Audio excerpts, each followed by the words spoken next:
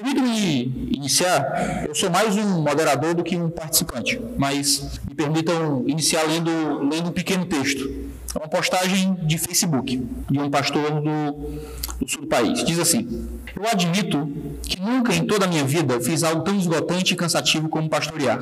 Nenhum trabalho ou responsabilidade consumiu mais minhas energias e minha saúde do que liderar uma igreja. Como pastor, posso dizer que a igreja precisa urgentemente se preocupar com o descanso e a saúde de seus pastores. Querido cristão, não abra mão de um tratamento digno com seus pastores. Somos iguaizinhos a vocês. Se enfiarem uma faca em nós, sangraremos. Se nos machucarem, sentiremos dor. Antes de pensar no pastor como um super-homem, lembrem-se que existe um ser humano, a imagem de Deus, atrás do púlpito. Um ser humano igualzinho a você. Que Jesus levante uma igreja onde cuidar dos pastores não é uma opção, mas sim fundamental. Essa postagem foi feita por um pastor do Sul, comentando sobre o suicídio do famoso pastor americano Gerald Wilson, que tinha um ministério muito famoso sobre saúde psicológica de pastores. E tratando desse assunto, ele mesmo veio a tirar a própria vida. O autor dessa postagem, o pastor que escreveu isso, pouco tempo depois também tirou a própria vida. E isso foi muito recente, foi agora em setembro. E isso foi o que motivou, fundamentalmente, a existência dessa reunião hoje aqui. Existem pastores que, assim como existem cristãos e como não cristãos, que também sofrem das mais variadas dores e dificuldades na alma,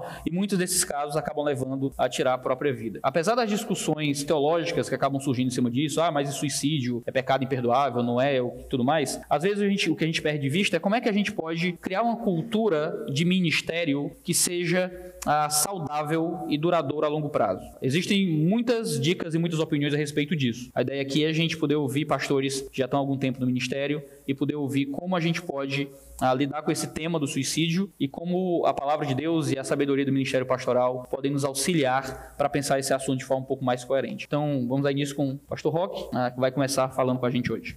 Bom dia aí a todos. Bem, eu quero só começar fazendo algumas observações preliminares, e então eu vou entrar na parte que eu particularmente fiquei encarregado, e aí as discussões vão ampliar. O suicídio, quero só começar dizendo, é uma área que eu estudo há algum tempo e tenho muito interesse. Na universidade mesmo eu já orientei alguns alunos da faculdade que já eram psicólogos e queriam pesquisar sobre esse assunto do meu interesse, e eu então tive a oportunidade de orientar alguns alunos nessa área na Unilab. E na questão particular pastoral, nós lidamos muito com essa parte de depressão com os crentes, mas suicídio pastoral, né, aqui é uma outra área, uma outra discussão. Então, sobre o suicídio, eu quero fazer algumas observações para a gente poder ver que o assunto é muito complexo. E quando nós vamos falar de suicídio, é óbvio que nós vamos estar discutindo depressão. Depressão vai vir à tona e a gente vai estar discutindo. Então, todos nós precisamos entender que sentir-se deprimido é algo natural de qualquer ser humano. Todos nós, aqui e ali, nos sentimos deprimidos. O grande problema é que as pessoas, talvez pela questão cultural, que eu não vou entrar, é que confundem sentir-se deprimido e já se autodiagnosticam como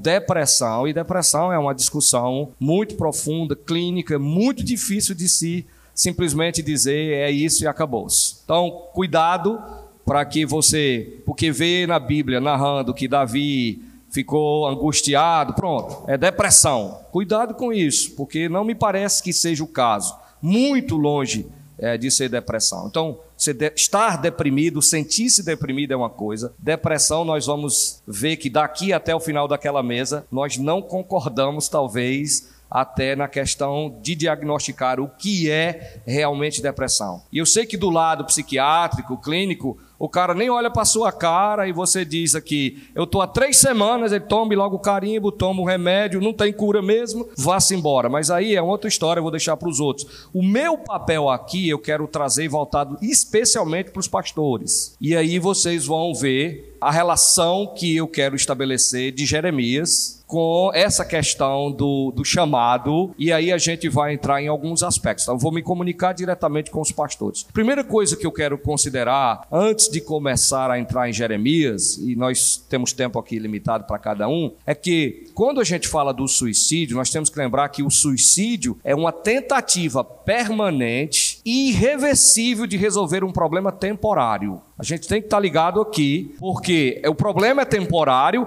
mas quando eu quero resolver com o suicídio, então nós estamos falando de um problema temporário com uma solução permanente e irreversível, que é tirar sua própria vida. Ponto final. A maioria das pessoas que cometem suicídio, elas não estão ali querendo morrer por morrer. Eu vou me matar por me matar. O que tem na cabeça delas é que eu quero encerrar a dor, eu quero encerrar esse ciclo de sofrimento e a maneira é essa. A solução é permanente e irreversível, mas é aquilo que ele está sentindo no momento. Só que o ponto é que você não precisa acabar com a sua vida, certo? Ou acabar com o seu sofrimento tirando sua própria vida. Seria algo irreversível nesse sentido. Essa é a observação número 1 que eu queria pegar. Segundo é que nenhuma emoção, seja boa, ruim, alta, baixa, seja de felicidade ou seja de tristeza, ela dura para sempre. A gente precisa encarar isso, que nós temos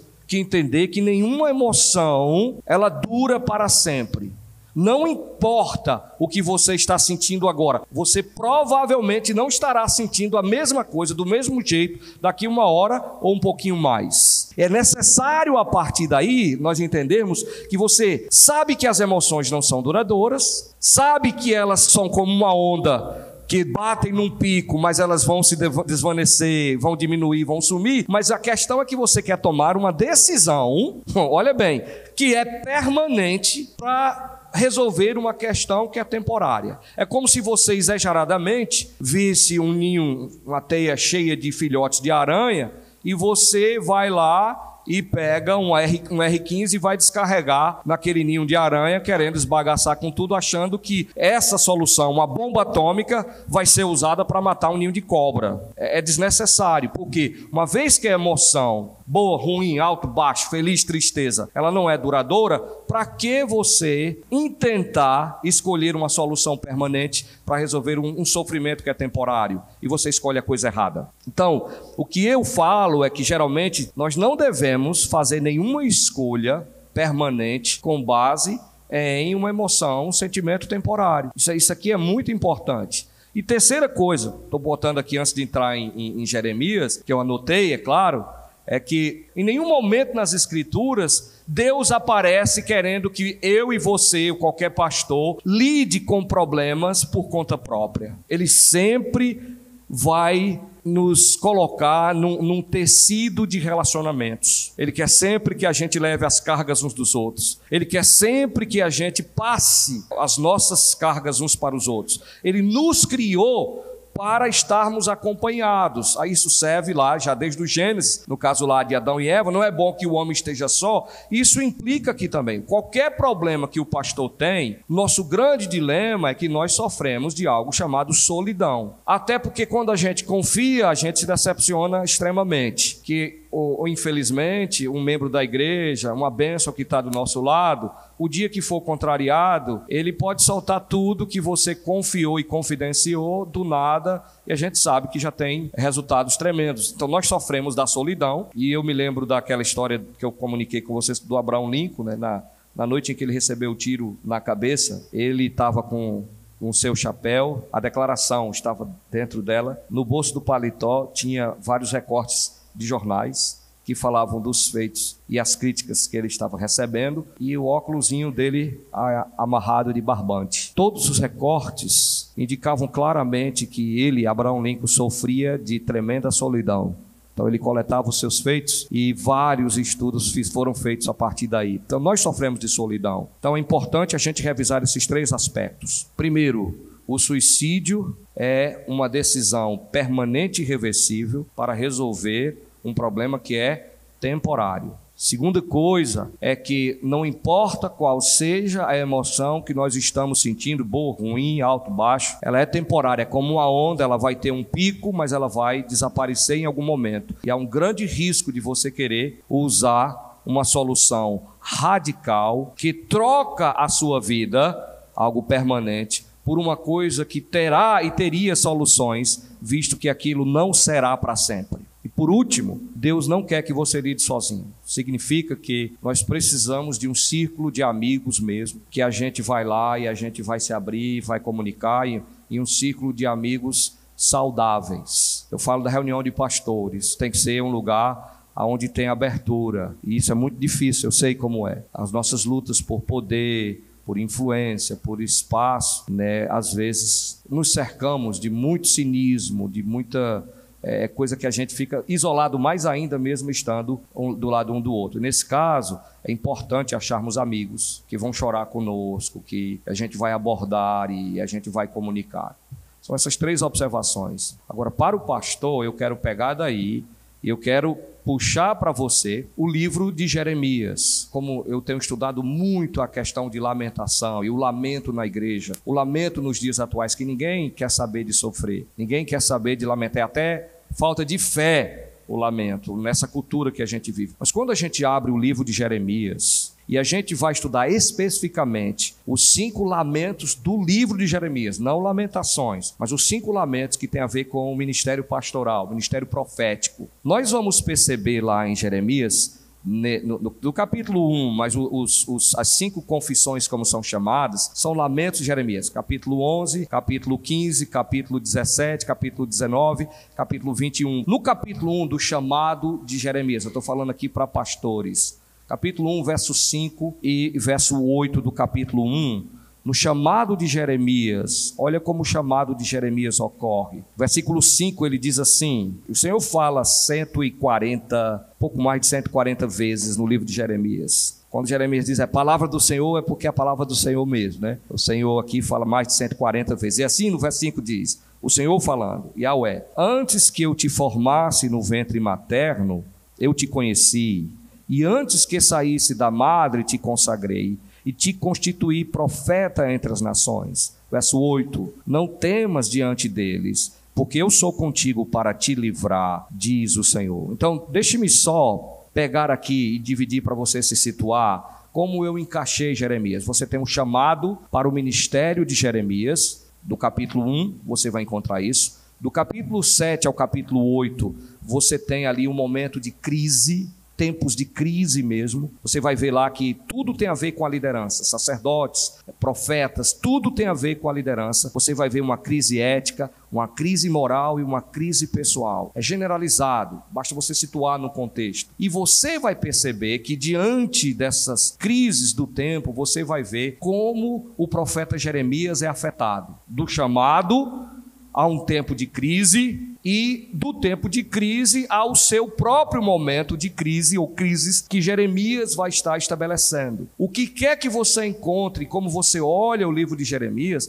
é muito necessário entender como Jeremias está escrevendo. Primeiro que ele está inteiramente baseado no livro de Deuteronômio. Ele é uma fotocópia do livro de Deuteronômio. Ele vai trazer tudo de Deuteronômio para explicar por que Israel está passando por tudo aquilo. Mas quando ele vai tratar da situação de Israel, é impressionante como Deus, ele formula o padrão de ação do ministério do profeta. Deixa eu trocar isso em miúdos. Na verdade, é o seguinte, Deus chama Jeremias, Jeremias reluta em poder assumir a posição, e logo em seguida é como se nós pensássemos no divã de um psicanalista, de um cara. De repente, no capítulo 3, não é Jeremias que está sentado no divã. Você vai ver Deus sentado no divã no capítulo 3, se queixando de que foi abandonado por sua esposa, e os seus filhos viraram as costas, e Deus começa ali a derramar o lamento, mostrando, olha, eu sou pai,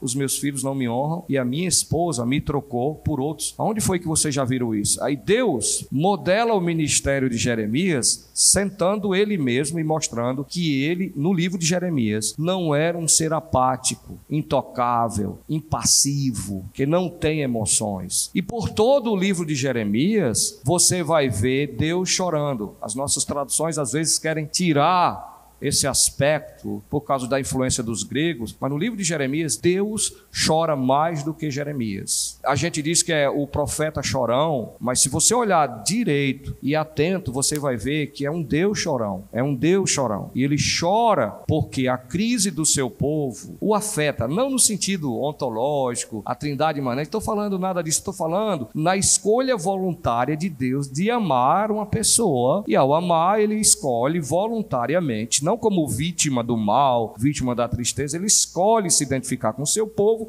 e na relação pessoal ele vai sofrer. Eu já estou falando demais, porque é a tentação do expositor de querer dar os detalhes, mas o foco que eu quero mostrar para você é que no chamado de Jeremias e no chamado de cada um de nós, Deus diz para nós o seguinte, 4 atos de Deus. Primeiro ele diz, eu te conheço. Deus diz lá no verso 5, eu te conheci, eu te conheço. A gente sabe a profundidade da palavra conhecer. Segunda coisa, ele diz, eu te consagrei. E a terceira coisa, ele diz, eu te formei, eu te construí. E quando entra na quarta coisa, ele diz, e te constituí profeta sobre as nações. Eu te conheço, eu te consagro, eu te fiz ou construí, e eu te constituí. É como Deus começa o ministério pastoral, é uma vocação divina. Daí então, eu vou pular, ele fala do 7 até o 8 sobre tempos de crise, mas finalmente a gente chega na crise, depois da crise de Deus, porque o seu povo vira as costas. Agora é a hora de Jeremias, no capítulo 11, versos 18 até o capítulo 12, verso 3, e 15 e 17, porque são as confissões, elas são todas separadas, mas estão localizadas do 11 ao 21, e teria muita coisa para a gente discutir, mas o que nós sabemos das confissões ou das 5 lamentações de Jeremias é que se não tivéssemos elas, no livro de Jeremias, todas as evidências da perseguição que Israel estava fazendo, a pessoa de Jeremias seria desconhecido de nós. E nós não saberíamos que Jeremias está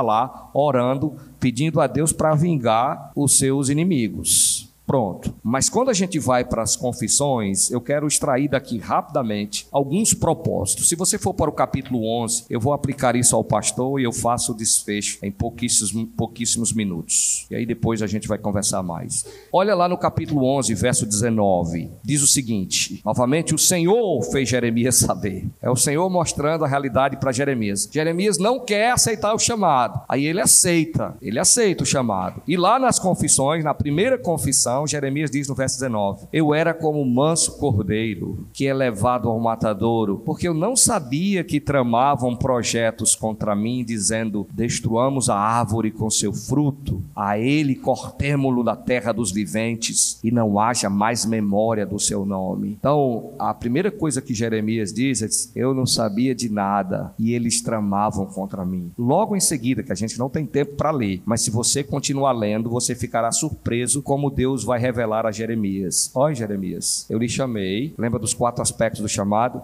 Eu tenho alguma coisa para acrescentar para você. Você acha que está ruim? Deixa eu te dizer que quem quer te matar, quem quer te destruir, não é só são esses que você está falando, não. Aqueles teus irmãos, teus primos, os teus parentes, eles estão querendo te matar. Esses que são de Anatotes, os mesmos descendentes de Eli, que Deus disse que ia desarraigar da terra. Você sabe o histórico de tragédia na família de Eli. No meio de descendentes, sacerdotes, levitas, e Jeremias era parte, uma tragédia de pessoas. E Jeremias é uma exceção a uma família que está sob maldição, e quando ele acha que a coisa está ruim, Deus diz, está muito pior, porque são os teus parentes que querem o teu mal também. E isso afunda Jeremias. Então, diante das confissões, a primeira coisa que a gente percebe no capítulo 15, tudo que você for ler das confissões, Jeremias revela que ele é fiel à tarefa que Deus deu a ele. Ele é fiel. E no capítulo 15, verso 16, tem para mim a mais bela de todas as declarações das confissões. Capítulo 15, verso 16, ele diz no 15, capítulo 15, verso 15, primeiro ele diz assim, tu, ó Senhor, sabes, lembra de mim, ampara-me, vinga-me dos meus perseguidores, não me deixe ser arrebatado por causa da tua longanimidade, sabe que por amor de ti tenho sofrido, grava bem isso aqui, meus amados colegas de ministério, por amor de ti tenho sofrido afrontas. E olha o que ele diz no verso 16, uma confissão: achadas as tuas palavras, logo as comi. As tuas palavras me foram gozo e alegria para o coração, pois pelo teu nome sou chamado, ó Senhor Deus dos exércitos. Ele é fiel ao chamado que o Senhor fez. A segunda verdade das confissões é revelar que Yahweh, ele é o poder controlador e originador da atividade profética. É muito importante você se ligar aqui. Jeremias é fiel e Yahweh é quem controla e origina as atividades proféticas. E lá na confissão do capítulo 20, verso 8, pode ir até lá e depois você marca. Olha Jeremias abrindo aqui, falando com Deus. Porque a palavra do Senhor, verso 8, termina dizendo: se me tornou um opróbrio e ludíbrio todo dia. Mas olha a convicção do chamado: quando pensei, não me lembrarei dele, e já não falarei no seu nome. Então isso me foi no coração como fogo ardente, encerrado nos meus ossos, já desfaleço de sofrer e não posso mais. Olha Jeremias descendo, tem muitas observações. Mas a terceira observação do propósito das confissões é revelar as duas respostas que Yahweh vai dar às confissões de Jeremias. A primeira resposta de Deus não é negar o sofrimento a Jeremias. Ele diz: está ruim, vai ficar pior. Mas Yahweh espera que Jeremias, um profeta verdadeiro, seja genuíno em entender o seu chamado para sofrer e ser perseguido. Se você tem dúvida, capítulo 12, verso 5, Deus não engana Jeremias. O seu chamado é para sofrer. Ponto final. E segundo, no capítulo 15, verso 9, ele vai dizer: caráter precede reputação. O que é que eu quero fazer agora para encerrar e fazer o desfecho? Eu quero dizer o seguinte, meus irmãos: há um modelo pastoral aí fora, no qual ser pastor é ser parte de uma elite, é ser um midiático, um cara famoso. Estou querendo dizer assim. Então, a maioria de nós, novos, sofremos uma pressão grande de querer a aceitação comum. E por causa de alguns poucos, a gente olha para o pastorado desses. O cara dirige um carro do ano, o cara tem um jato, o cara tem uma TV, o cara tem 500 mil quase de seguidores. Quase, né? Que a benção vai chegar mais. Então a tendência de muitos é fazer uma expectativa muito além da realidade. Então ele quer aquele padrão de vida. Mas quando ele abre e vai para a igreja e ele encara o dia a dia, aí ele esquece um dos focos do seu chamado. Ser pastor, aqui é a minha opinião, e eu acho que Jeremias concordaria comigo, é um chamado para sofrer. É um chamado que já implica no sofrimento, seja seu, seja de outro. O pastor, eu acho que é o único sujeito que os picos de adrenalina e de sentimento, certo, de, qual foi a palavra que eu usei ali no começo? O sentimento de deprimido, né, que eu não quero usar a palavra depressão, é muito grande. Até numa mensagem, dependendo da situação, a gente pode chorar e de repente jogar lá em cima outra adrenalina. Deixa eu só encerrar com não estou recomendando ninguém assistir não, mas eu assisti o Coringa, certo? A hora que eu achei assim chocante, eu não ri, mas a hora que todo mundo riu no cinema, é na hora que ele pega a tesoura, é só essa parte aqui, que já foi falado já. Já está lá. Ele empurra no olho, ele mata o cara. Na mesma hora que ele mata o cara, amigo dele, é aquela hora que você olhar que todo mundo ri, por causa do episódio do anão. Ali tem uma catarse, uma purgação de emoção tão rápida que nós rimos da cena mais horrível do filme. Por quê? Porque na manipulação da catarse, ele botou o anão, que o anão tenta fugir, para aqui, e ele não alcança a tranca da porta. Pronto. Olha o que acontece ali. Diante de uma tragédia, o maior pico do riso. O pastor, aquilo ali, é no dia a dia. Ele senta com alguém, ele se alegra, ele senta com alguém, ele chora, e ele vive nesse alto e baixo. Mas o que é que Jeremias está ensinando para nós? Nós somos humanos, somos criaturas,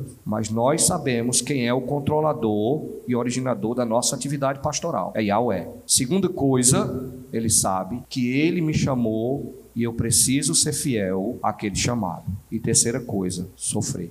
Nós não podemos abraçar uma cultura que quer se livrar do sofrimento. Ele é parte do nosso chamado. Eu tenho mais. alguns de nós fomos chamados para sofrer em dobro. Nem todos sofrerão do mesmo jeito, mas alguns foram chamados para sofrer. O foco é quem lhe convida, quem te arregimenta, quem te sustenta. E ele diz, tá ruim, vai ficar pior. E ele nos chamou e nos criou com uma capacidade muito maior do que o que a gente imagina. Viktor Frankl e a Ludwig von Bartholomew, que estudou, um médico que estudou a parte biológica, ele diz o seguinte: homeostase, aquela ideia de paz, inerente, calma, ele diz aquilo ali é uma doença, que o nosso corpo foi criado para picos e para ser esticado. Então a malhadeira está esticada, só está 10%, ainda tem 90%. Deus nos fez biologicamente preparados, mas estão tentando nos diminuir e nos enquadrar numa caixinha. Somos mais fortes por criação e por aquele, o originador da nossa atividade. Vou parar por aqui, que Deus abençoe.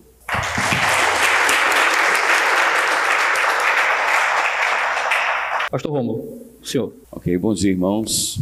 Então, a minha fala aqui, eu vou denominar a minha fala de impressões. Impressões por quê? Basicamente duas razões. Primeiro, porque eu não me organizei em termos de, não tenho papel, não tenho nada. São impressões no sentido de que eu não priorizei uma organização temática. Segundo, porque o que eu vou falar aqui é um tipo de mistura de certezas e incertezas. Por isso que eu chamo de impressões também. E porque, em terceiro momento, a terceira razão é porque eu acho que em assuntos como esse, a gente tem que evitar algum tipo de dogmatismo, tá? Em algumas partes. Então, por isso eu chamo de impressões. E, de certa forma, eu também me protejo de algum tipo de crítica futura, porque eu posso dizer, eu falei só das minhas impressões. Essa razão me veio agora na cabeça.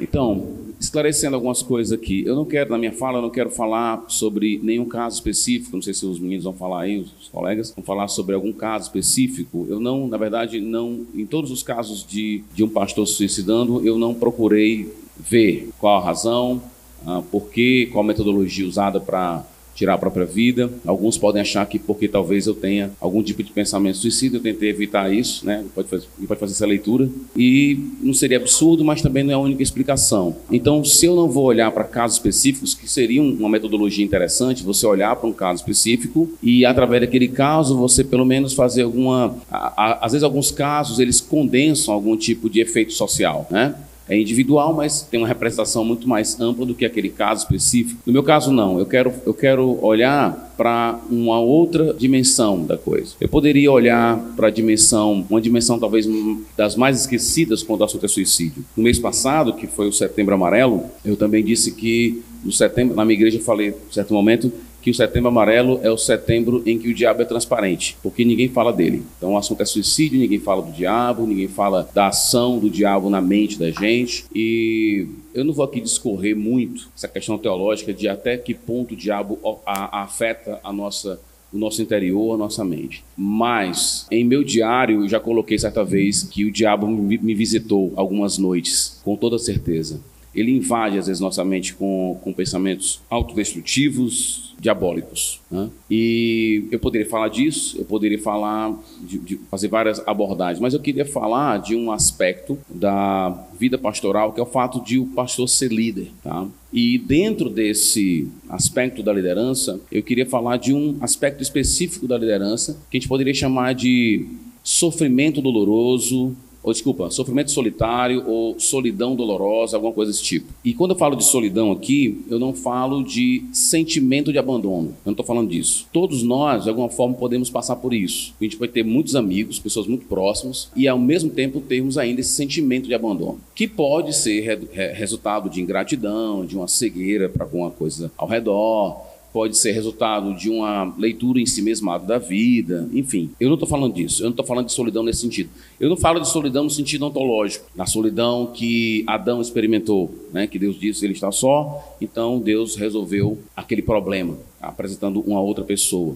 Eu não estou falando de solidão de pecado, eu não estou falando de solidão ontológica, eu não estou falando de sentimento de solidão, eu também não estou falando de solidão no sentido de que Paulo experimentou, lá em 2 Timóteo, quando ele diz: todos me abandonaram, porque ali é uma solidão real, ali não é um sentimento de solidão, é real, ele estava só. Eu não estou falando disso. Quando eu falo de solidão na liderança, eu falo primeiro de forma positiva, de uma escolha. que você faz como líder. A solidão como algo que você escolhe, como algo bom, como algo sacrificial, como uma atitude que se dá em dois momentos. Quando eu, como líder, escolho não compartilhar da minha dor, mas de levar fardo sozinho, ok? Então, ilude-se aquele que acha que uma vida de liderança é uma vida que você pode falar com todo mundo tudo que você sente. Eu acredito que, como Voltaire, que quem fala tudo é chato. Mas eu acredito, como Salomão, que quem fala tudo é tolo. E eu também acredito que quem fala tudo mente. E quem diz que fala tudo não entende que o coração é o acesso ao coração não cabe a nós. Então o que eu estou querendo dizer com solidão dolorosa ou sofrimento solitário? Eu estou falando de uma escolha que você faz como líder. E aí qualquer tipo de líder, pode ser um pai de família, tá? E essa solidão é uma escolha sacrificial, onde você entende que não pode partilhar da sua dor, porque dessa forma, se você partilhar dessa dor, você vai estar gerando prejuízo na alma do outro. Para que você não gere, então, prejuízo à alma do outro, você sofre sozinho. Entenda que sozinho aqui, evidentemente, não pode ser uma solidão absoluta, porque nós vivemos com o nosso Deus. Então é uma escolha sacrificial, mas que gera dor, gera sofrimento. É um sofrimento que você escolhe. Não tem como você ser líder e não passar por algum tipo de solidão nessa natureza, de sofrimento. A gente pode falar várias e várias vezes para vocês. Eu vou falar agora mais para os pastores que estão aqui. Você pode dizer para a sua igreja que você é uma pessoa comum. Você pode dizer para a sua igreja assim: olha, eu sou como você, eu tenho dor, eu passo por isso. Você pode falar isso o quanto você quiser. A sua igreja nunca vai lhe ver assim. Então,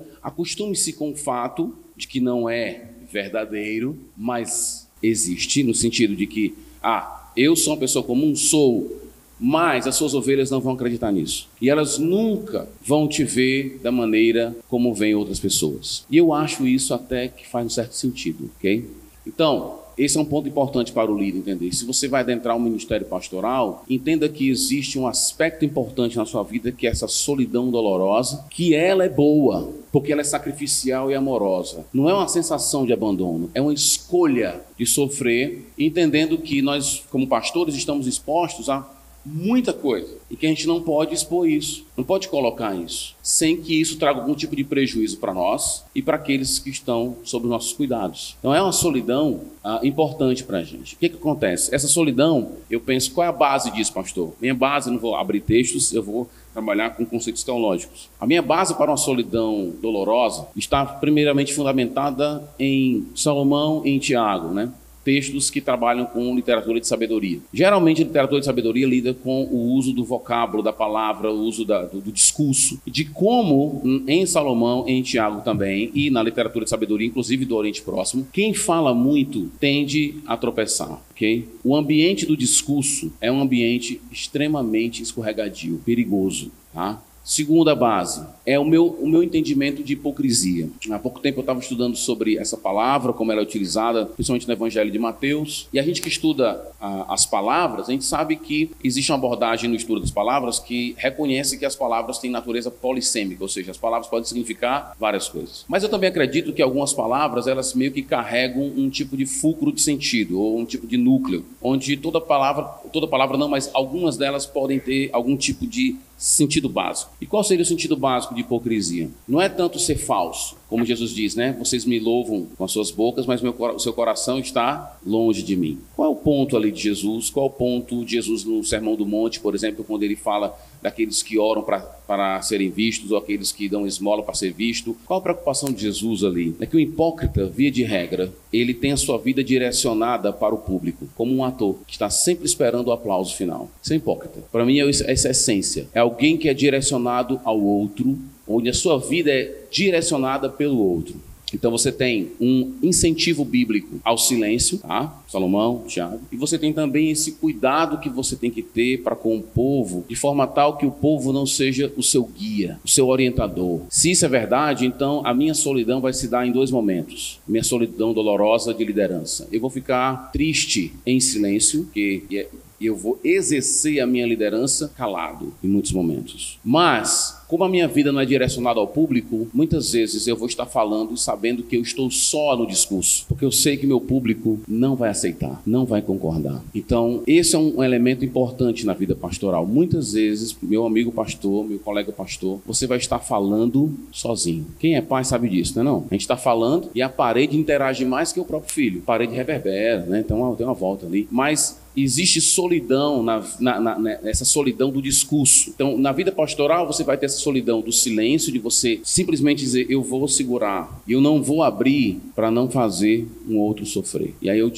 dou uma dica para você, amigo, um conselho de amigo para você. Cuidado com o que você fala com a sua esposa. Algumas coisas não devem ser compartilhadas com absolutamente ninguém, a não ser com o nosso Deus. É por isso que, nesse sentido, essa solidão que eu estou falando, dolorosa, ela é positiva, porque ela nos leva ao Senhor, a uma dependência. E essa solidão dolorosa que se dá no discurso e no silêncio, essa solidão, ela nos prepara para o momento no público. Então ela não me isola. Essa solidão não é aquela solidão de isolamento, de não querer falar com ninguém, não é isso que eu estou falando. É aquela solidão onde você depende do Senhor e ela te prepara para se relacionar com as pessoas. E aqui eu queria falar de que eu acredito que a nossa relação social eu poderia dividir em três momentos. Esse momento de solidão, o segundo momento da vida privada e o terceiro momento de uma vida pública. O que acontece? A gente tem na contramão desse ideal, onde eu entendo que eu tenho que ficar calado, eu tenho meu momento de solidão e de dor, eu tenho minha vida privada e eu tenho minha vida pública. Eu acredito que na contramão disso você tem uma mentalidade negativa quanto à dor não, sofrimento, onde na nossa cultura existe uma patologização de todo tipo de sentimento ruim. Então você pega, por exemplo, a definição de saúde da Organização Mundial da Saúde. O que é ter saúde? É alguém que está em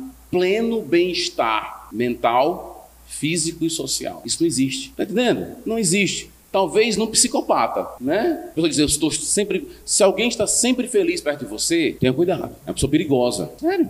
Eu mantenho a distância, né? A gente aprende na arte marcial que uma das coisas importantes é manter a distância. Então eu mantenho a distância. A pessoa que está sempre feliz, está sempre bem, não está legal. Então você tem uma cultura de patologização das coisas, do sofrimento, da dor. Faz parte da nossa vida isso. É inerente à liderança sofrer. É sacrificial. É um sofrimento, mas ele é sacrificial.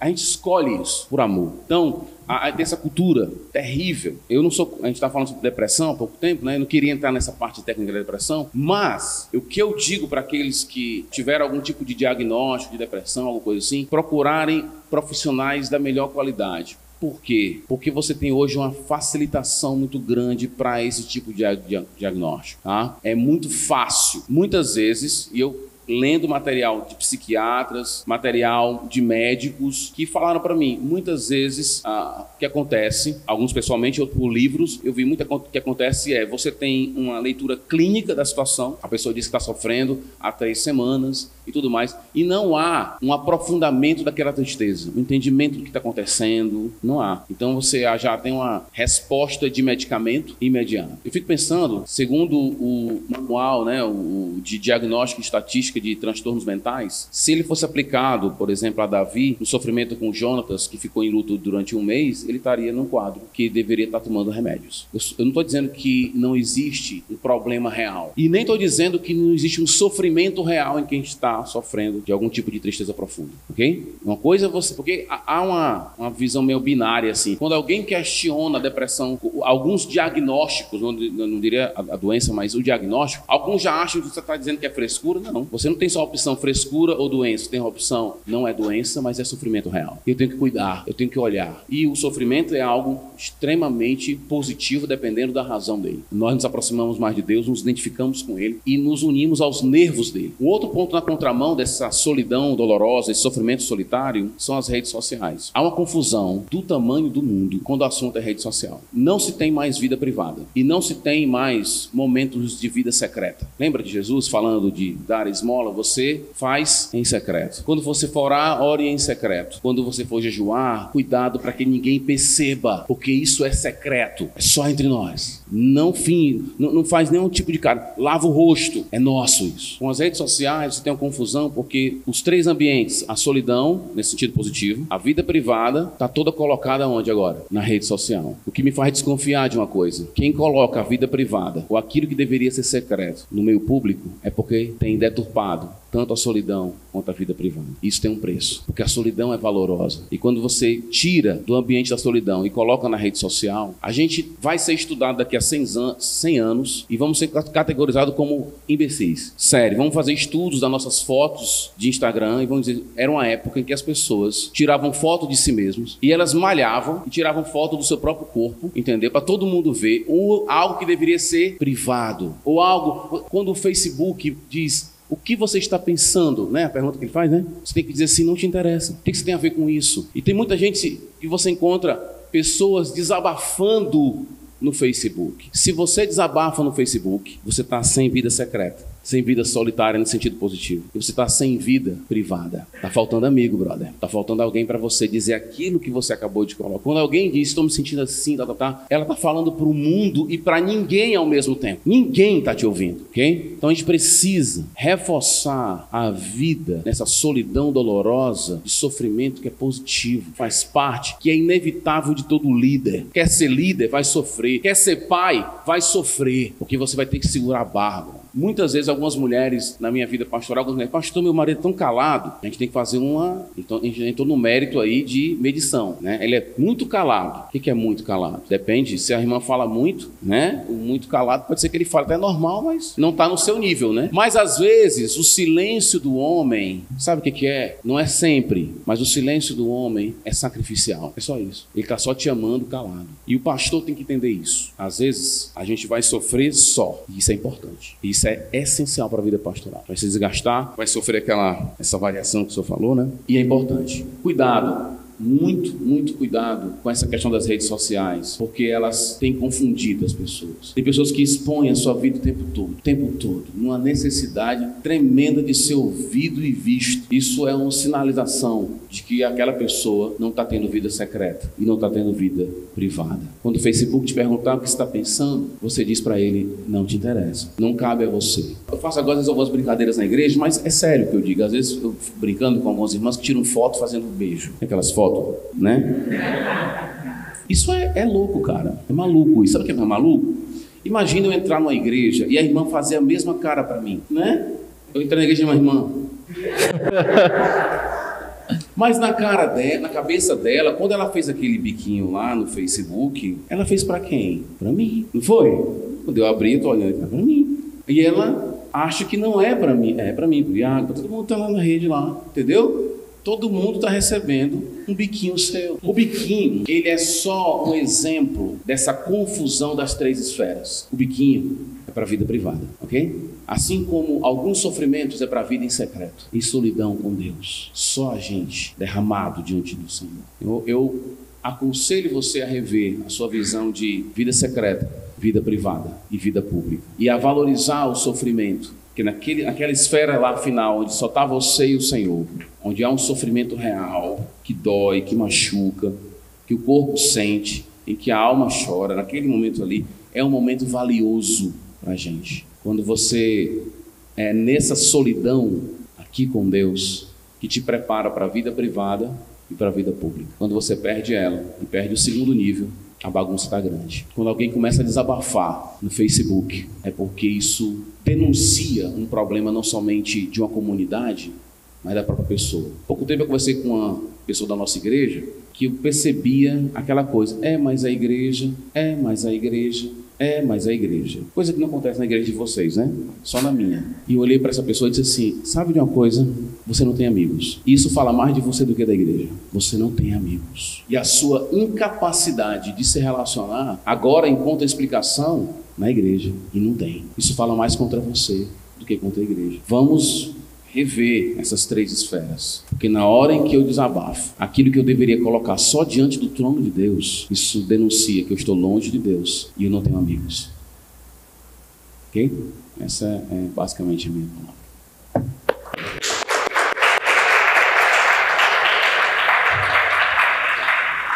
Até agora fala do pastor Guilherme. Bom dia.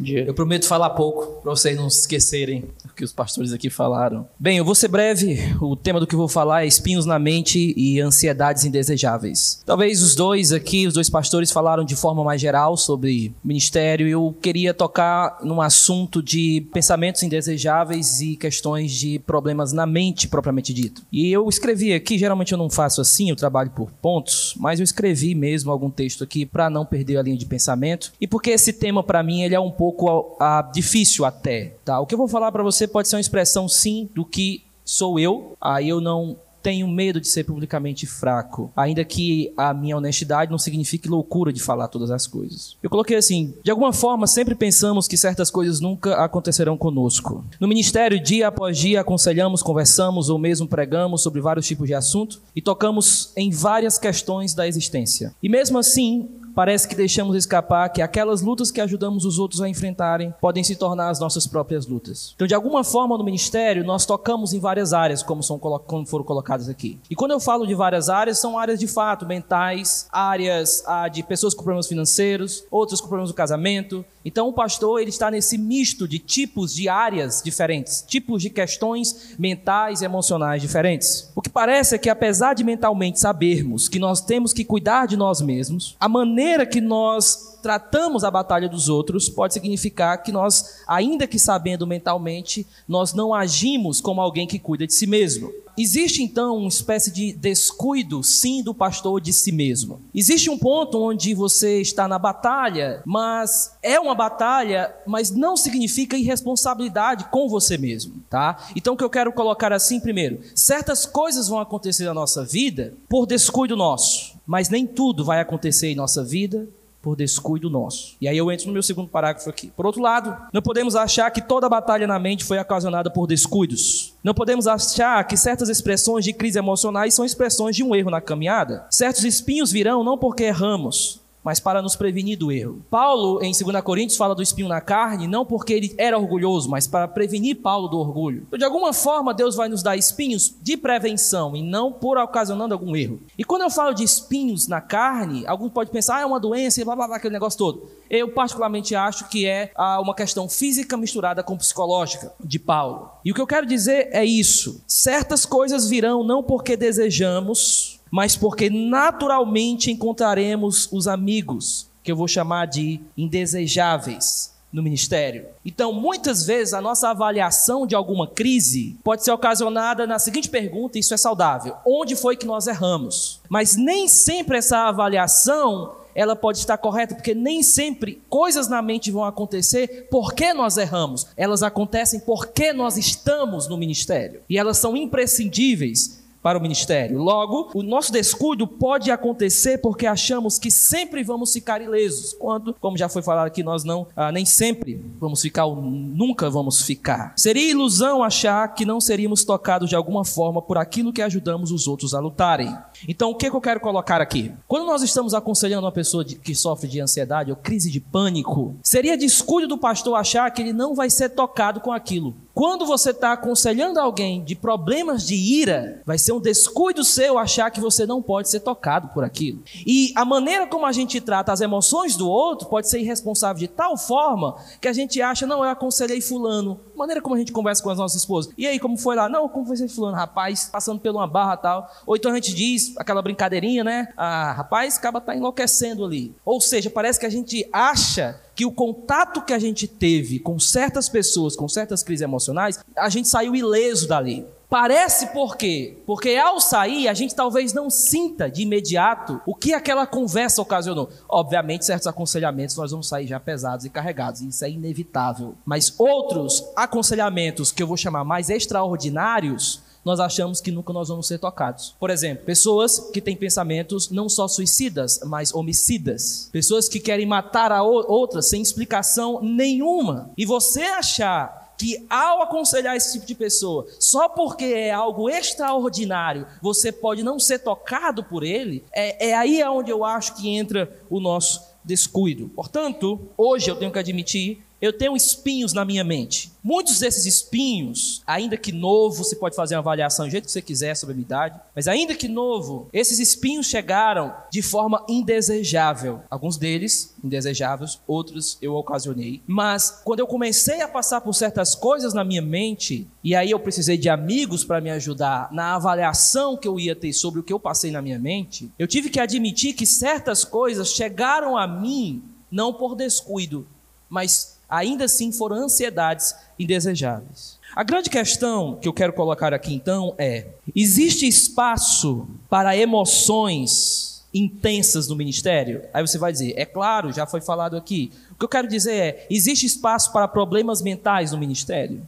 Isso é uma pergunta difícil, e quando eu falo sobre problemas mentais, entenda como certas coisas mentais que chegam, certos pensamentos, certas coisas que nos atingem. Alguém diz, não, fulano tem certos problemas físicos, fulano tem certos problemas na saúde. O meu ponto é, problemas na saúde também a nível mental, até onde nós vamos andar com isso? E aí eu vou ser mais específico agora. Existe lugar para que tipo de emoções no ministério e que tipo de picos de emoções no ministério? E aí eu não queria fazer desse local aqui um local muito subjetivo. Eu gostaria de usar Paulo em 2 Coríntios, porque Paulo usa 35 vezes referências, alexos ou palavras que tem a ver diretamente com emoções. A carta de Paulo a 2 Coríntios, eu considero a carta mais pastoral de Paulo. Não considero 2 Timóteo, 1 Timóteo tão pastoral como 2 Coríntios. Porque 2 Coríntios nós vemos Paulo na prática. E ainda Paulo em crise. E quando a gente está em crise, a gente se abre muito. Então Paulo está extremamente aberto em 2 Coríntios. E nós podemos ver um Paulo mais transparente. Em 2 Timóteo, é um Paulo mais dando direção para um jovem. Em 2 Coríntios, é o Paulo já na prática do ministério.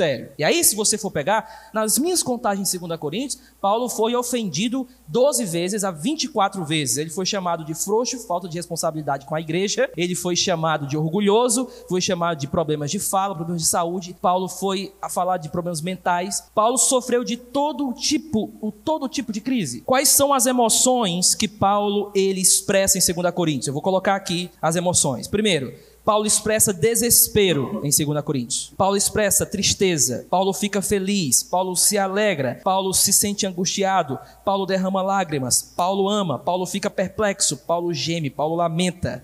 Ele fica com medo. Ele fica com zelo. Ele se arrepende. Ele tem angústia. Todas essas palavras aqui, se você pegar em contexto, você vai observar, Paulo ele não está sendo raso como um pires. Ele está usando palavras de expressões emocionais muitas vezes absurdas dentro de contexto. E aí eu gostaria que nós olhássemos algumas emoções de Paulo em 2 Coríntios, só para você observar. Primeiro, vamos olhar aqui sobre desespero. 2 Coríntios capítulo 1. Por que Paulo se abriu tanto em 2 Coríntios? Por que Paulo abriu algo da sua emoção ali? Porque de alguma forma, Paulo ele encontrou esse limite que o pastor falou aqui, o pastor Rômulo falou por último, entre expressar-se publicamente fraco e saber controlar essa fraqueza pública, deixando algumas coisas privadas. Em 2 Coríntios nós temos um Paulo publicamente fraco. Então, 2 Coríntios capítulo 1, olhe, e aí, é meio chocante, mas ele diz o seguinte, no verso 8, irmãos, não queremos que vocês desconheçam as tribulações que sofremos na província da Ásia, as quais foram, aí veio dar uma ajuda muito além da nossa capacidade de suportar, ao ponto de perdermos a esperança da própria vida. A palavra aqui, exporenai, talvez seria a ideia de desespero profundo. Não quer dizer assim,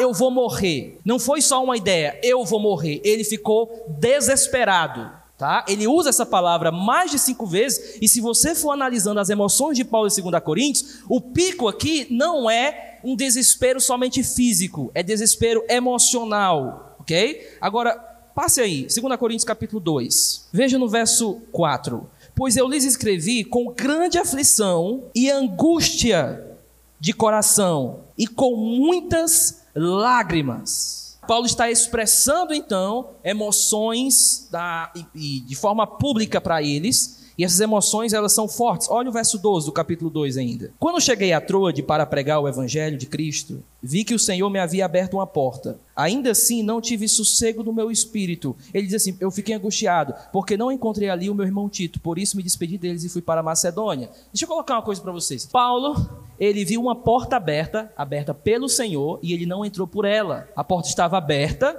ele diz que a porta foi aberta por quem? Pelo Senhor, e ele sentiu algo no coração, ele ficou angustiado e seguiu o seu coração. Não entrou pela porta. O que está acontecendo aqui, irmãos, com Paulo nessa carta? Por que expressar que ele mudou de direção porque ele sentiu angústia no coração? Já que, para nós, se você tivesse a consciência que a porta que estava aberta ali fosse do Senhor, quantos de nós não entraríamos nela? Mas Paulo não entrou. Existe um ponto, eu não vou entrar aqui do porquê, eu acredito que Paulo não errou aqui, mas é uma questão de prioridades do ministério. O coração de Paulo entendia que a prioridade maior não era evangelística, não era entrar pela porta aberta, era impedir que outra porta se fechasse, que era a igreja de Corinto. Então, quando ele diz que não viu Tito, é porque ele não encontrou Tito que ia dar para Paulo as informações sobre o que aconteceu na Assembleia em Corinto. Paulo, ele estava receoso de que a igreja não aceitasse as suas exortações e a igreja, então, acabasse. E aí Tito, que estava lá para resolver o problema, ele vinha se encontrar com Paulo ali em Troade para poder informar Paulo, deu certo, Paulo não deu certo. Quando ele chega em Troade, que não vê Paulo, ele entra em desespero e diz assim, não, eu não vou entrar por essa porta, Senhor,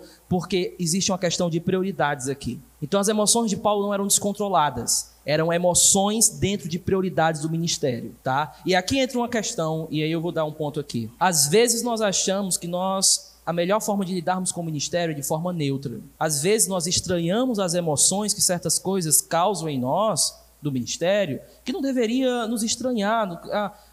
O meu ponto é, Paulo ele estava imerso emocionalmente no ministério, então não tem como não esperar estar imerso emocionalmente no ministério. Essa ideia de que, não fique triste, Deus sabe todas as coisas. Não, fique triste e saiba que Deus sabe todas as coisas. Se aquilo aflige o seu coração como pastor, não coloque tudo na beira do desespero, da tristeza ou da depressão clínica. Não, saiba que há uma relação das suas emoções com as coisas que acontecem no ministério. Ora, o cara estava fazendo relações sexuais com a mãe e você não queria que Paulo ficasse angustiado porque isso estava acontecendo dentro da igreja. Então o coração do pastor está intimamente ligado com o ministério. E aí deixa eu continuar. Vamos para o capítulo 4, versos 7 e 18. Existe então o que eu chamo aqui de o paradoxo ministerial. Isso vai parecer um pouco teórico, mas eu não me importo, mas não é teórico.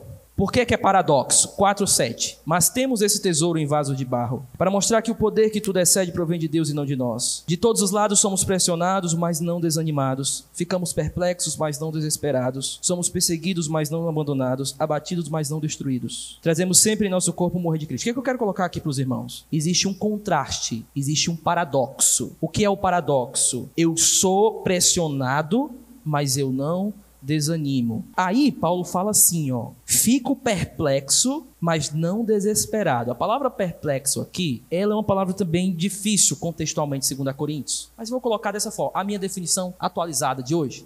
Ficar perplexo é entrar em certos tempos de incerteza, tá? Ministerial. Paulo está dizendo, eu entro em certos tempos de incerteza, mas eu não me desespero por não saber muito bem o que fazer. E Paulo lidava muito bem com isso. Paulo não olhava os tempos de incertezas de forma desesperada, por conta da lição que ele já aprendeu com o Senhor. E aí, eu sei que os meus colegas enfatizaram o lado do sofrimento, mas eu queria dizer para você uma coisa, algo que me ajudou muito a sair de certos poços. Cuidado quando você perde o contraste. O que é perder o contraste? Se você achar que tudo é ruim no ministério, se você achar que tudo é sofrimento no ministério, você precisa pegar a sua Bíblia e rasgar todas as ações de graça de Paulo que ele dá para as igrejas. Paulo nunca perdeu o contraste. O que é o contraste? Ministério é luta, mas é bênção. Ministério é sofrimento, mas é alegria. E uma das coisas que nos faz entrar em certos túneis de desespero é quando perdemos o contraste. É por isso que eu não gosto de muitos filmes muito maus, assim, porque são filmes sem contrastes. Coringa é um filme sem contraste. E quando nós não temos contraste, nós não sabemos comparar a intensidade das coisas. Por exemplo,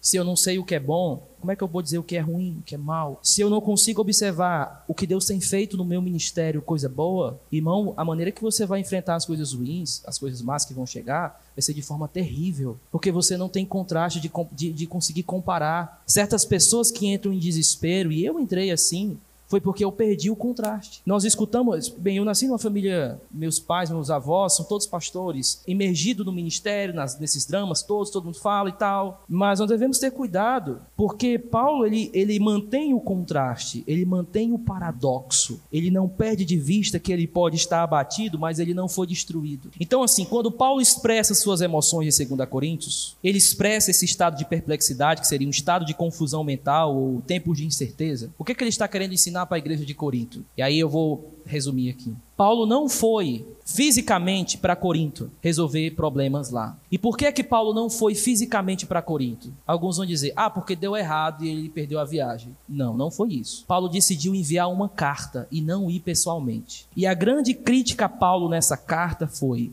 por que você, quando estava vindo de Troade, não passou por Corinto no seu caminho para Macedônia, já que era caminho? Paulo vai dizer, e aí, Paulo, foi o que aconteceu? Deu errado? Paulo diz assim, não deu errado não. Foi o problema do barco? Não, não foi não. E por que você enviou a carta? E aí, o superapóstolo está dizendo assim, sabe por que ele não enviou a carta? Porque ele é frouxo. Porque se ele fosse forte e encarasse as pessoas tete a tete, ele tinha vindo aqui na igreja, ele não tinha enviado uma carta. Então, por que ele enviou uma carta? E aí está a estratégia pastoral de Paulo. Paulo enviou uma carta, e ele vai revelar isso no final de 2 Coríntios. Porque a igreja tinha se tornado uma igreja dependente da liderança de uma maneira doentia. Tudo era o pastor, tudo era o líder, tudo era o pastor, tudo era o pastor, tudo era o pastor. Pisou no meu calo.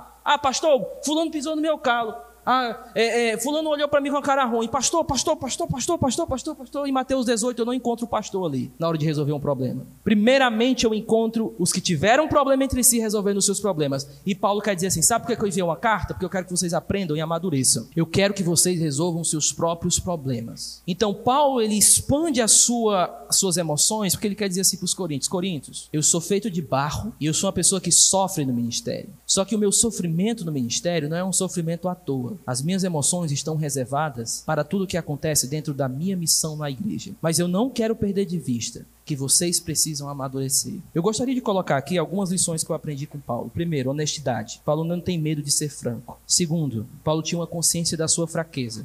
Ele sabia os seus limites. Ele se chama de barro. Terceiro, eu aprendi com Paulo, e eu precisaria abrir mais a carta aqui, a cuidar da minha mente. Como pastores, muitas vezes nós estamos sempre pensando. E quando você lida também com seminário e com outras coisas, sua mente está a mil. Você está preparando 3 sermões aqui, 4 conferências ali, você está aconselhando ali, você está preparando estudo bíblico aqui, então a sua mente está a mil. Teve um momento na minha vida que a minha mente estava tão a mil que eu não conseguia pensar nada direito. E foi quando eu descobri que era necessário ter cuidado com a minha mente. Eu não estou dizendo só descanso físico, eu estou dizendo descanso mental. E o descanso mental cada um pode fazer do seu jeito. Mas um descanso mental fazia muito tempo, minha esposa é muito vidrada em Harry Potter, então eu comecei a ler outras coisas nessa área, eu comecei a tentar trazer à minha mente a uma sanidade de um descanso mental, porque tem um momento que quando a mente explode é porque a coisa está muito profunda mesmo. 4. Eu aprendi com Paulo que é necessário desistir do que tem que ser deixado para trás. Paulo, em vários momentos nessa carta, ele abre mão das impressões que as pessoas têm dele. Ele não quer saber de defender a si mesmo. E Paulo, ele sabe que tem certas coisas na vida dele que ele tem que deixar, que ele não precisa lutar com elas. Se você é um colega de ministério e você está abraçando hoje várias batalhas, eu diria, coloque todas elas numa prateleira assim, e olhe realmente qual é a batalha que você realmente tem que lutar, tá? Você olha assim, aquela batalha ali, o que está aqui? Tira, não vou lutar contra isso. Se você tentar lutar todas as batalhas que aparecerem na sua frente, você vai ser massacrado. Você tem que escolher as batalhas. Paulo escolheu deixar a Macedônia, a porta aberta, para ir para Corinto. 5, eu vou terminar aqui, irmão. Aprendi a desfrutar em vez de sempre a comparar. Todas as vezes que nós pregamos, todas as vezes que nós estamos falando para uma pessoa, muitas vezes os pastores eles estão avaliando. Isso é... Por exemplo, vocês podem estar me avaliando aqui agora. Mas a nossa avaliação ela é sempre comparativa. Todas as vezes que você avalia alguém, você está comparando com alguma coisa. Você está dizendo assim, eu faria melhor aquilo. Ou seja, você está comparando isso com aquilo outro. E o problema é que quando tudo que você faz no ministério envolta-se em comparar com outros ministérios, você perdeu a linha do seu ministério, se você não saber fazer essa comparação. Então eu aprendi com Paulo que Paulo em nenhum minuto nessa carta ele se compara com os superapóstolos, só uma vez. E ainda é num tom irônico, onde ele chama de discurso de louco. É o discurso que tenta se comparar. Penúltimo, a pergunta não é se existe envolvimento emocional. A pergunta é, em que estamos emocionalmente envolvidos? Será que é na nossa missão ou em batalhas que não deveríamos estar batalhando? Por último, Ministério é paradoxo. Nunca perca de vista o contraste. Nunca ache que tudo é terrível. Nunca ache que tudo é desespero. Se você não consegue dar ações de graça, é necessário fazer uma avaliação do ministério. E aí eu gostaria de terminar com espinhos na mente e ansiedades indesejáveis. Por quê? Porque quando você está envolvido nessa emoção toda, você vai se encontrar com essas ansiedades. Você vai se encontrar com a mente perturbada. Você vai se encontrar com certos pensamentos que não são seus, mas podem ter sido plantados por aconselhamentos que você deu. Tudo isso na sua mente precisa estar sendo avaliado, precisa estar, essa tristeza é minha, que tipo de tristeza eu tenho, qual tipo de envolvimento eu tenho emocionalmente, será que eu devia estar envolvido emocionalmente com isso? E quando certos desesperos aparecerem no seu caminho, os amigos indesejáveis, queria dizer para você, é só a graça de Deus que nos sustenta. Quando a gente olha esses amigos que tiraram a vida, a gente sempre fica pensando assim, eles são mártires, nem sempre.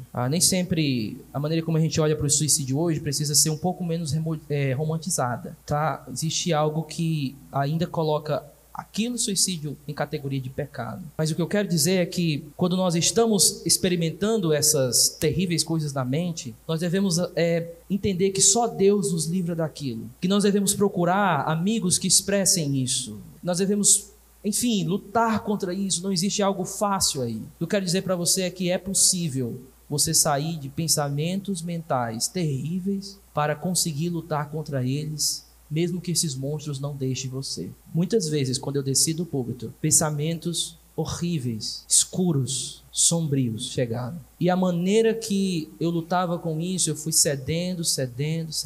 Hoje, esses inimigos da minha mente não fugiram daqui, mas eu não considero eles como de forma passiva. Eu entendi que eu preciso lutar contra eles. Então, se você é alguém que sofre de pensamentos mais sombrios, você tem que entender que é normal ter certos monstros só seus. E nem sempre a gente vai conseguir se livrar deles. O que a gente vai aprender é saber identificar quando eles vêm, é saber identificar o que dá o estalo deles e lutar contra isso. Você pode clamar 3 vezes ao Senhor para que Deus tire esse espinho, mas a cura é essa oração que você fez, não é a tirada do espinho.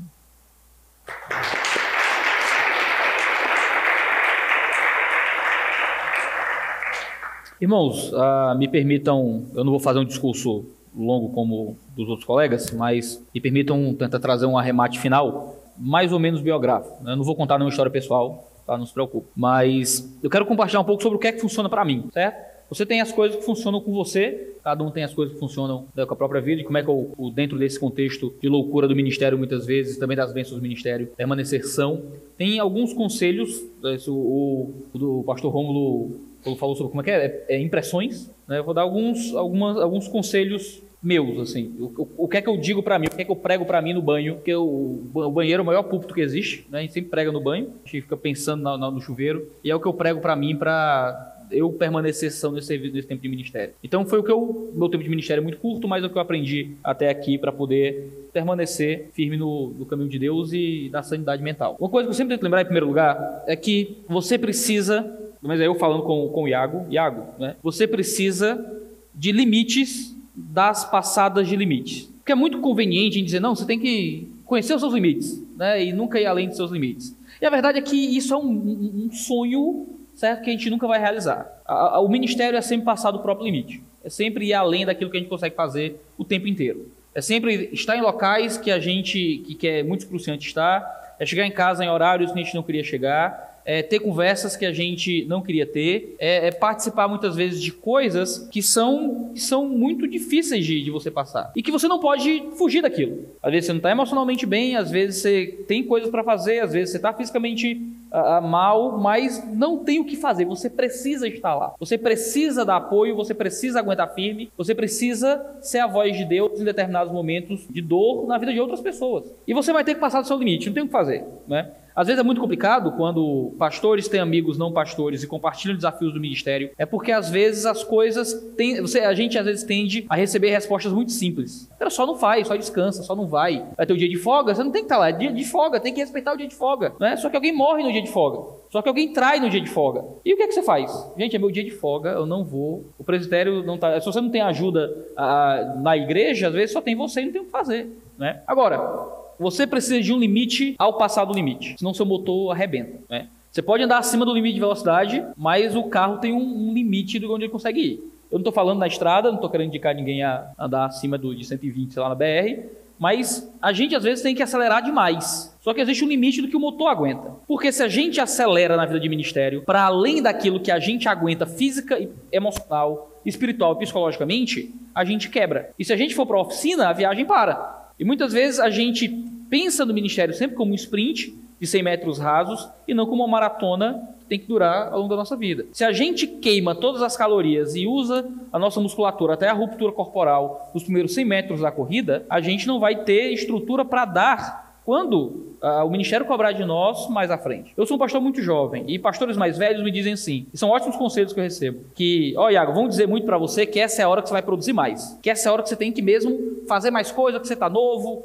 só tem uma filha agora e tal, é isso aí. Só que é no começo do ministério que você vai criar os hábitos que vão perdurar ao longo da sua vida. Se a gente não aprender a descansar cedo, se a gente não aprender a cuidar da nossa saúde psicológica e emocional cedo, se a gente não encontrar os limites das nossas passadas de limite cedo, a gente vai demorar mais para aprender isso. Mas a gente ainda pode aprender em qualquer fase da vida, onde a gente tem que parar para analisar zonas de risco à nossa volta para que as coisas não possam ir mal. A segunda coisa que eu costumo pregar para mim no banho, certo? É que eu preciso ser guiado, então eu vou falar como eu falo para mim, segunda pessoa, né? Você precisa ser guiado por convicções mais que por emoções, sem esquecer que as suas emoções afetam suas convicções. Então, nós não somos guiados pelo que a gente sente, porque o sentimento é muito volátil e é muito incerto. E às vezes o sentimento tem origens que a gente nem entende. Às vezes você está mal porque você está comendo errado. Às vezes você está mal porque você não está se exercitando. Às vezes você está se sentindo mal por coisas que você às vezes não tem nem controle e que você julga que uma coisa é outra. Às vezes você tem sentimentos negativos que provém de batalhas espirituais. Às vezes é problema de hormônio. Às vezes é alimentação, é falta de vitamina. Você ia na farmácia, tomava uma injeção e ficava bom. E você está lá, triste, se sentindo mal, sem saber por quê. As emoções têm as mais variadas origens e a gente muitas vezes não tem como mapear de forma rápida e simplista. Nós não somos homens e mulheres guiados pelas emoções. Nós somos guiados pelas convicções, por aquilo que Deus nos diz na palavra e como isso afeta o nosso comportamento e o nosso serviço de ministério. Nós cremos em coisas e agimos não porque sentimos coisas, mas porque cremos em coisas. A questão é que as nossas crenças muitas vezes são abaladas pelos nossos sentimentos. E como seres humanos complexos e inteiros, é de se esperar que isso muitas vezes aconteça. Nós podemos acreditar claramente que existem bênçãos no ministério. Só que eu não vejo bênção no meu ministério há muitos anos. As pessoas não se convertem, as pessoas não mudam de vida, os meus vídeos no Facebook não tem nenhum like, eu falo e ninguém ouve, ninguém me ajuda, ninguém está perto. E aí? E agora? E agora? Não é? Eu tenho uma convicção, mas se eu não vejo, se eu estou... tem os picos de adrenalina no ministério, né? Altos e baixos. Mas só tem baixo. Isso eu só sinto baixo. Isso eu estou já delongadamente há anos de ministério, lutando contra sentimentos de tristeza que não parece muito positiva, uma solidão que não parece ser boa, mas uma solidão que parece corroer a minha alma. Eu sinto falta de amizades e coisas assim. Isso muitas vezes afeta o modo como a gente pensa. A gente tem fortes convicções, a gente acredita naquilo que a palavra diz e muitas vezes isso acaba sendo afetado, a nossa fé vai diminuindo porque a gente está constantemente lutando contra sentimentos que pesam negativamente no nosso coração. O que nós precisamos é julgar os sentimentos pelas convicções, julgar o que a gente sente pelas certezas que nós temos e sim tratar do que a gente pensa, do que a gente sente. Tratar do que a gente pensa, do que a gente sente. Os nossos sentimentos importam muito pouco. Significa que a gente tem que cuidar deles um pouco. Eles importam um pouco, no fim das contas, mas a gente tem que cuidar deles, porque se nós se deixarmos levar, ainda mais por sentimentos que são moralmente ruins, como amargura, como ingratidão, como é que isso vai afetar aquilo que a gente vai falar a respeito da pessoa de Deus? A respeito do que Deus tem feito na vida da igreja? Então é fundamental que a gente possa julgar os nossos sentimentos e levá-los a sério, levar o que a gente sente a sério, para que a gente possa cuidar do que a gente sente e interpretá-lo de uma forma que seja coerente com as nossas convicções acerca do que ministério significa, do que igreja significa. Uma terceira coisa, eu acho que isso é importante, você precisa proteger a igreja das suas fraquezas, aí você precisa se proteger de não ter igreja. Você tem que proteger a igreja de suas fraquezas, mas você tem que se proteger de não ter igreja. Muitas vezes pastores não são pastoreáveis, não é nem que não são pastoreados, é que não são pastoreáveis. É que muitas vezes, como pastores, a gente não se deixa pastorear. E existem muitas formas disso acontecer, dependendo da sua eclesiologia, do tipo de igreja que você vive. Às vezes é muito complicado porque eu costumo brincar com meus amigos, né, que a pior desgraça é só ter amigo pastor. Porque eles nunca vão no seu aniversário, eles nunca estarão nos seus eventos, eles nunca vão e nada. Sabe como é que eu faço para ver os meus amigos pastores? Eu marco um evento, um sábado de manhã. Aí eu consigo ver o Guilherme, o Romulo, o Roque, porque a gente não tem a rotina para isso. E aí, vamos, eu estou tentando marcar um almoço com o Guilherme faz 2 anos, sei lá. E não, mas que tem um aconselhamento, a gente vai ter uma conferência, aí, mas tem uma viagem, aí, mas tem que o irmão, e a gente marca, quando vez morreu alguém, aí tem que alguém traiu, e alguém isso, e deram um murro na cara do outro. Aí o que acontece? A gente, por sermos pastores, nós somos engolidos pela vida da igreja. Nós somos engolidos pela vida da comunidade. E é muito complicado porque se as nossas amizades são outros colegas pastores, às vezes é muito difícil a gente conseguir casar 2 rotinas de igreja para se ver, sabe? Para sentar. Eu tenho que estar quase morrendo para conseguir ver o Guilherme e vice-versa, assim. Diz, cara, a gente tem que dar um jeito aqui. Aí a gente marca um negócio no horário antes de aula, entre o intervalo de uma aula para outra. É um negócio assim, bem enfileirado para funcionar. Mas a gente tem igreja. E a gente pode ter amigos na igreja. Tem gente que acredita que não, assim. Mas nós podemos ter boas amizades na igreja. O problema é que quais são os problemas de um pastor, se não os problemas da igreja, geralmente. E como é que você consegue abrir e compartilhar questões do ministério e problemas da igreja com membros da igreja? Que isso não é legal. Eu vou contar dos problemas de aconselhamento, de coisas para outros irmãos da igreja. Existe uma divisão que se dá aí que tem que ser respeitada. E muitas vezes, mas eu sou casado, eu tenho esposa, não é? E às vezes a pior desgraça que você faz com a fé da sua esposa é compartilhar os problemas da igreja, é contar de todos os aconselhamentos e discipulados. Às vezes eu chego em casa e conto, eu estava com fulaninho, aí ela pergunta, e como foi? Eu digo, amor, você quer saber? Ela já sabe. Não, tudo bem, deixa para lá. Né? Porque nós somos treinados para isso. Né? A gente vive essa solidão do ministério e aprende a levar certas cargas que muitas vezes o que a gente tem que fazer é levar mesmo. Não tem que compartilhar com ninguém, não tem como dizer para ninguém. Você tem que ser aquele com quem as pessoas compartilham, e não alguém que vai ter que pegar essa carga toda e ter que despejar em outros irmãos da igreja, não é? Agora, mas é importante que você se proteja de não ser pastoreado, de não ter igreja.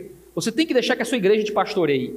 Então você precisa de um presbitério, você tem que ter uma liderança, você tem que ter homens da comunidade com quem se possa compartilhar as cargas do pastorado. Lá na Manaim nós somos uma igreja congregacional com liderança de presbíteros. Então nós temos presbíteros eleitos todos os anos. Tem lá 7 a 9 homens, geralmente, em que nós compartilhamos o pastorado. Eu não sou o sumo pastor, o único da igreja que carrega fardos. Eu tenho homens à minha volta que carregam os fardos comigo. Então, se tem alguma questão difícil, eu raramente vou só. Eu tenho um outro líder da igreja que vai me acompanhando em tudo. Eu tenho que dar um aconselhamento, está eu e o missionário, está eu e um presbítero, está eu e alguém, porque isso me ajuda até nesse processo de não ser tão afetado por aquilo que eu estou lidando no ministério. Isso me ajuda até na logística da coisa. Tem alguém para ir lá no dia que está difícil para mim, tem outra pessoa que pode dar um discipulado no dia que eu não posso dar, eu posso dividir cargas, pegar alguns casos e passar para outros e ter uma comunidade pastoral sobre a igreja.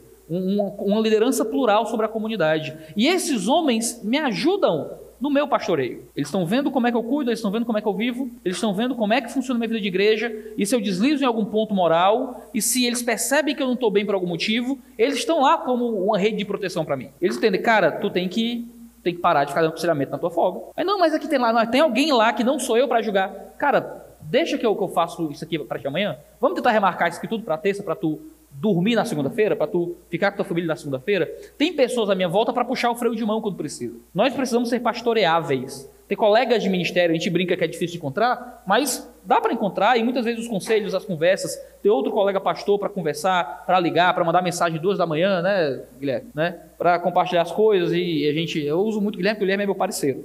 Né? O Romulo e o Roque são homens mais velhos que eu respeito e tal. O Guilherme é bodega. Eu respeito também. Você respeita a bodega da sua rua, né? Ele é meu parceiro. E geralmente você tem que ter você tem que ter os seus Timóteos, certo?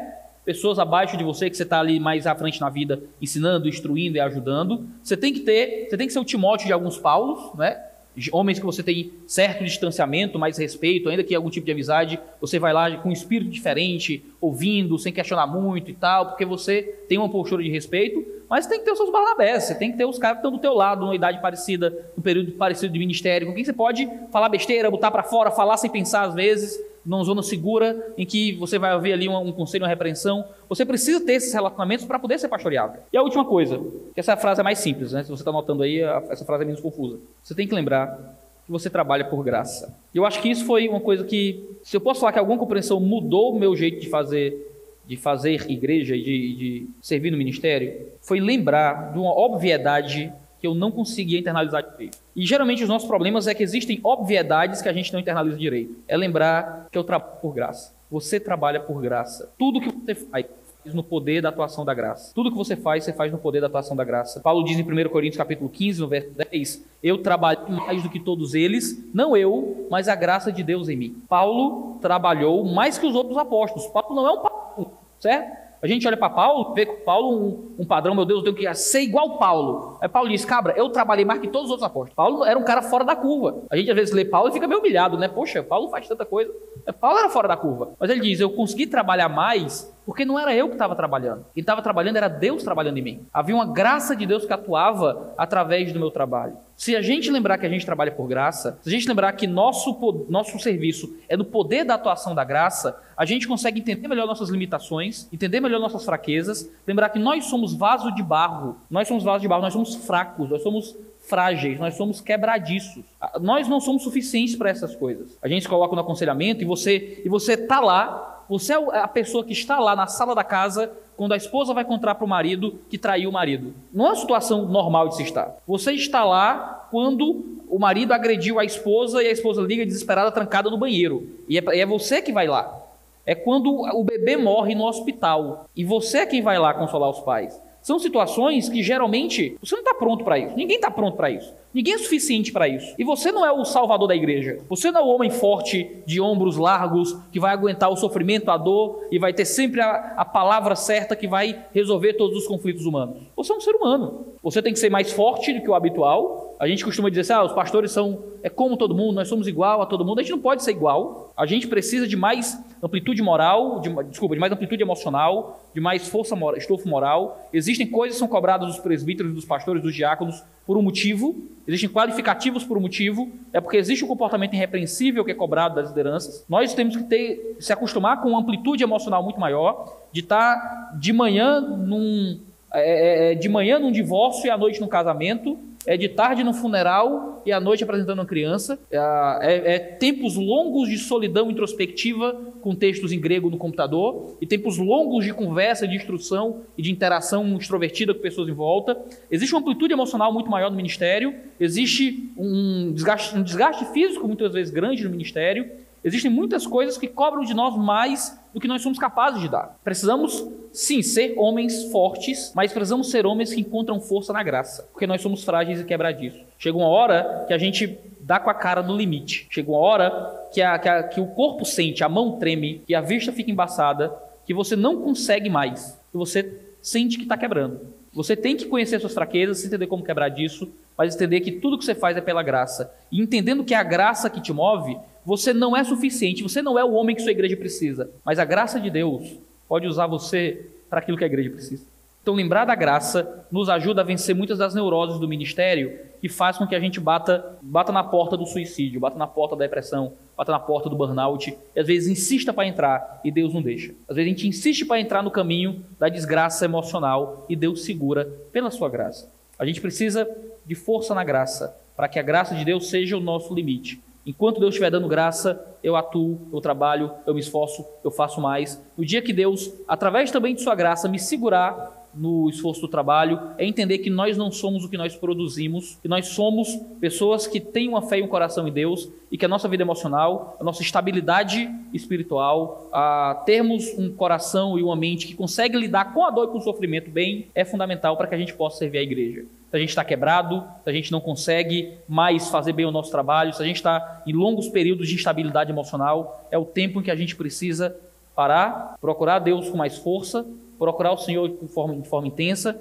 procurar amigos, procurar descanso, pedir ajuda e deixar que a graça de Deus atue para que a nossa igreja seja abençoada por aquilo que Deus está fazendo através de homens frágeis, fracos, pecadores, cheios de limitações, mas que também estão aí para servir através do poder da graça. Eu acho que isso me ajuda, isso eu acho que pode ajudar outras pessoas também.